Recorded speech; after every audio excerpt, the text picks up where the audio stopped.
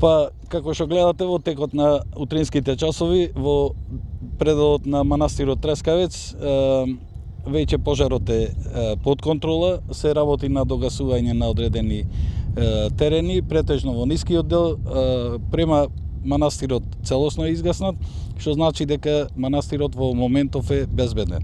Меѓутоа, сепак чувањето, односно догасувањето е активно, исто како и гасење на пожарот. Значи, мора да се чува уште 24 часа.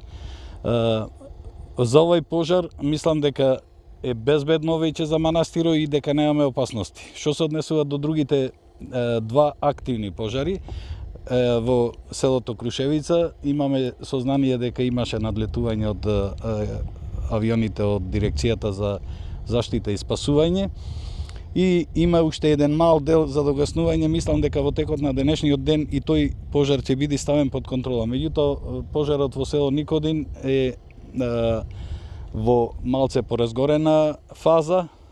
Таму има екипи што гаснат, има барање за исто делување од дирекцијата за заштита и спасување од со авионите и мислам дека тој пожар во текот на денешниот ден тешко дека можеме да оставиме под контрола, меѓутоа може да се намали интензитетот на горење. Во моментов немаме пожари, немаме во овој момент активни пожари. Во текот на денешниот ден имаме и една во градот интервенција на запалено патничко моторно возило. Синоќа имаше околу 100 волонтери кои што делуваа на овој дел, значи горе према манастирот и во нискиот дел. А сега колку што имам сознание, значи не сум појден до манастирот горе, има некаде околу 50 до 60 волонтери кои што останаа за да го чуваат манастирот. Имаме уште еден доста добар список од некои си 30 на души кои што се јавија, сакаја да дојдат, меѓутоа немаше потреба да ги ангажираме, кажавме дека доколку има потреба ќе биде ангажиран. Во текот на ноќта страшна беше гледката овдека, гореше од сите страни околу манастирот Трескавец и целата околина. Навистина со крајни надчовечки напори на противпожарната единица, јавното комунално претпријатие Комуналец, другите јавни претпријатија, Македонски шуми и голем број на волонтери, бе спречен и до некаде локализиран овој пожар, иако има на некои делови се гледа и од снимката дека се уште имаме активен пожар, меѓутоа не е толку страшен по манастирот и населените места во околината. Оваа прилика да истакнам голема благодарност на апелот се одзва преку 150 луѓе во заштита на манастирот од Прилеп. Голема благодарност до населеното место Мажучиште кој бе активни во гасењето на пожарот, навивачката група која исто така беше присутна, планинарските здруженија, дел од планинарските здруженија, буквално сите оние кои што навистина, иако беше покасно повикот, се одзва и цела ноќ и денес тука присуствуваат како дежурни да спречат понатамошно ширење на овој пожар. Во околината на Прилеп овие 2-3 недели имаме голем број на пожари предизвикани пред се од невнимание, дали намерно или ненамерно, тоа треба да го заклучат овие да заклучат надлежните институции. Јас да ги повикам надлежните институции, мора еднаш да се најде виновникот за пожарите кои што се случуваат во Прилеп и Република Македонија, бидејќи дали тоа е намерно или ненамерно, а во голем број случаи ја мислам дека и намерно се прави огромна материјална финансиска штета, горат голем број на шума е изгорена, се уништува околината, природата, белите дробови на Прилеп и Република Македонија се уништени, не дај Боже некој завршува и со човечки жртви.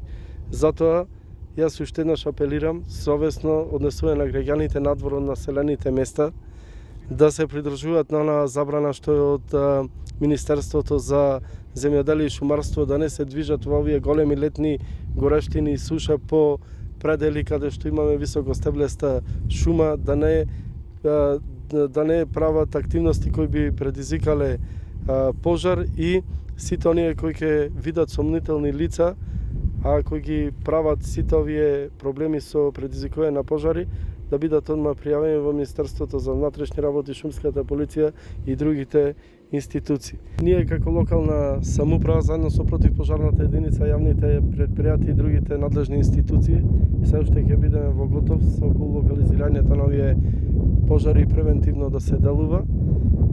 Тука исто така имаме резерви во однос на се понудија и одредени компании и фирми приватни со човечки ресурси, механизација и така натаму.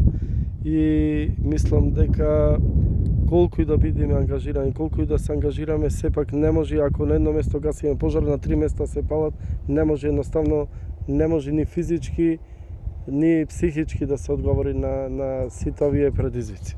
Ако станува збор за поголеми пожари, каде што човечкиот фактор не може да одговори механизација, тогаш директно и се известува Агенцијата за Дирекцијата за заштита и спасување да се реагира со авиони и хеликоптери да може да се спречи пожарот. Тоа го направивме во повеќе наврати минатиот период, така ќе делуваме и понатаму.